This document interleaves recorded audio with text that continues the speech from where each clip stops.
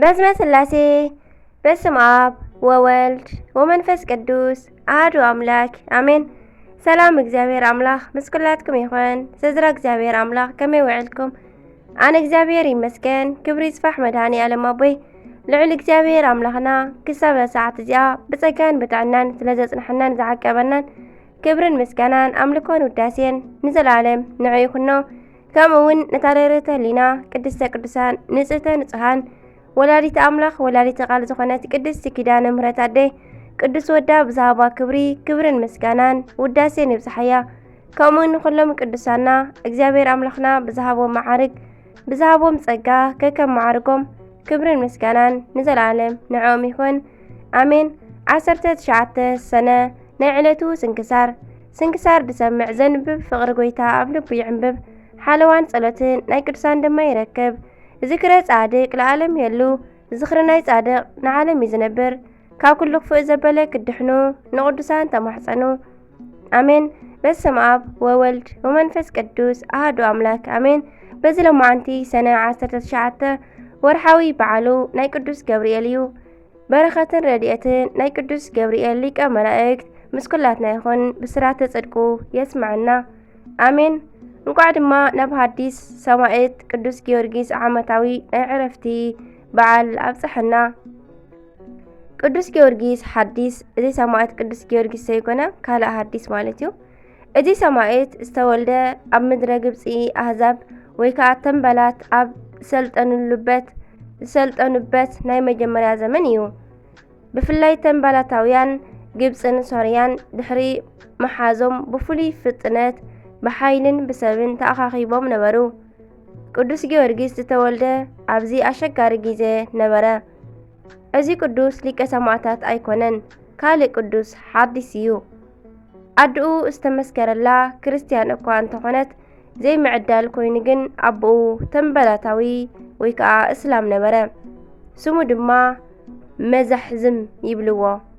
እዚ ቅዱስ ምስ ተወልደ ዘውፅእሉ ስም ኣህዛባዊ ካብ ምዃኑ ብዝሓለፈ ኣብቲ ሰዓት ክጠቕማ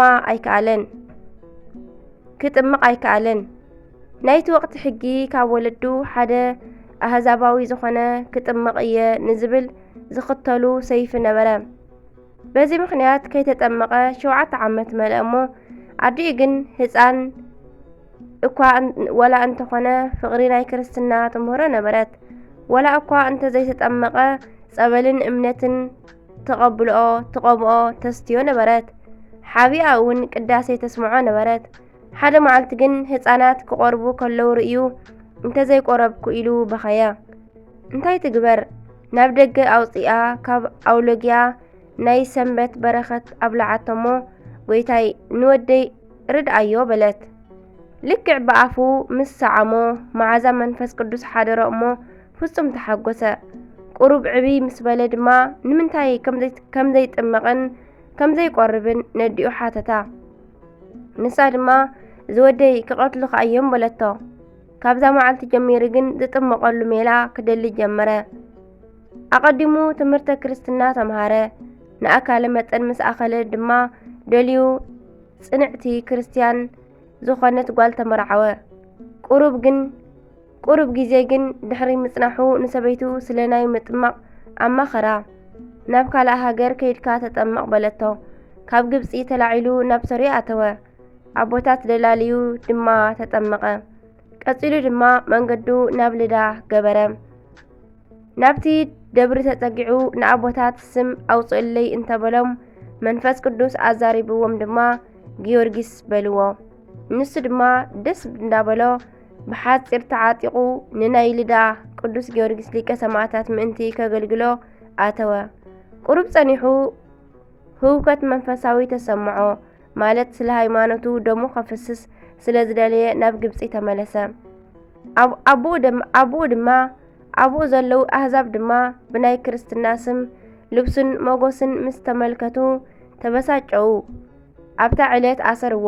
ለይቲ ኣዲኡን ሰበይቱም መጺአን ከምዚ በላኦ፣ ሓደራ ናይ ዓለም ፍቕሪ ከየታልለካ፣ ሰማዕት ምዃን ንዓኻ ክብሪ እዩ፣ ንዓና ድማ መጎስ እዩ ኢለን ኣጸናንዐኦ።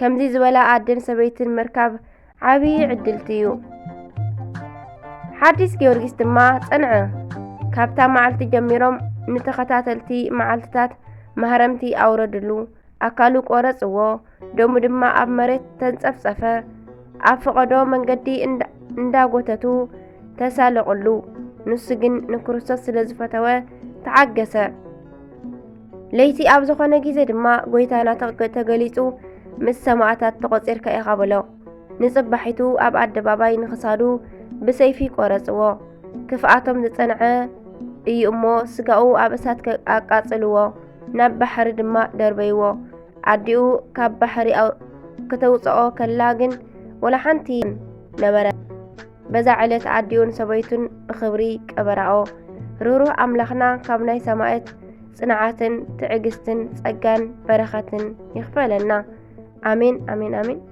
ሰኔ 19 ዝኽበሩ ዓመታዊ ናይ ቅዱሳን በዓላት ቅዱስ ጊዮርጊስ ሓዲስ ሰማዕት ኣባ ቡሶይ ኣኖብ ወይ ከዓ ሰማዕት ኣብ ልዕሊ ኣንበሳ ዝተቐመጠ ኣቦ ቅዱሳን 5 ጭፍራታት ብብዝሒ ስቃይ ሰማዕት ዝኾኑ ብጾት ኣቦታት ናይ ደብረ ቁዋዓት ጻድቃናት ወርሓዊ በዓላት ድማ ቅዱስ ገብርኤል ሊቀ መላእክት ቅዱስ ኤስድሮስ ሰማዕት ኣቡነ ኣብየ ጊዜ ጻድቅ ኣቡነ ኢየሱስ ኣቡነ ስነ ኢየሱስ ኣቡነ ዮሴፍ ብርሃነ ዓለም በረኻተ መሕደረና ኣሜን ፍቑራቴ ስለዚ ካብ ኣምላኽ ጣዖት ትደሙ ከም ነስተውዓልቲ እየ ዝዛረብ ዘለኹ ነዚ ዝብሎ ዘለኹ በዓላትኩም ፍረድዎ እታ ንሕና እንባረኻ ናይ በረኸት ጽዋዕ ምስ ደም ክርስቶስ ሕብረት ዘለዋ ዶ ኣይኮነትን እታ እንቆርሳ እንጌራስ ምስ ስጋ ክርስቶስ ሕብረት ዘለዋ ዶ ኣይኮነትን ካብ ሓንቲ እንጌራ ተማቒልና ኢና እሞ ሓንቲ እንጌራ ካብ እትኸውንሲ ንሕና ብዙሓት ክነስና ሓደ ስጋ ኢና በለ ኣብ ናይ ቅዱስ ቀዳማይ ቆሮንጦስ ምዕራፍ 10 ፍቕዲ 14 ክሳብ 18 ንረኽቦ ኣሜን ስንክሳር ድሰምዕ ዘንብብ ፍቕሪ ጐይታ ኣብ ልቡ ይዕንብብ ሓለዋን ጸሎትን ናይ ቅዱሳን ደማ ይረክብ ዝክረ ጻድቅ ለዓለም የሉ ዝኽሪ ናይ ጻድቕ ንዓለም እዩ ዝነብር ኣሜን ዘወለቐ ዝነጠበ ኩሉ ቃል ይኹን ፊደል በኣፈ ቅዱሳን ትጓን መላእክት ይተኣረመለይ ወስብሐት ለእግዚአብሔር ወለወላዲቱ ድንግል ወለመስቀሉ ክቡር አሜን አሜን ለይኩን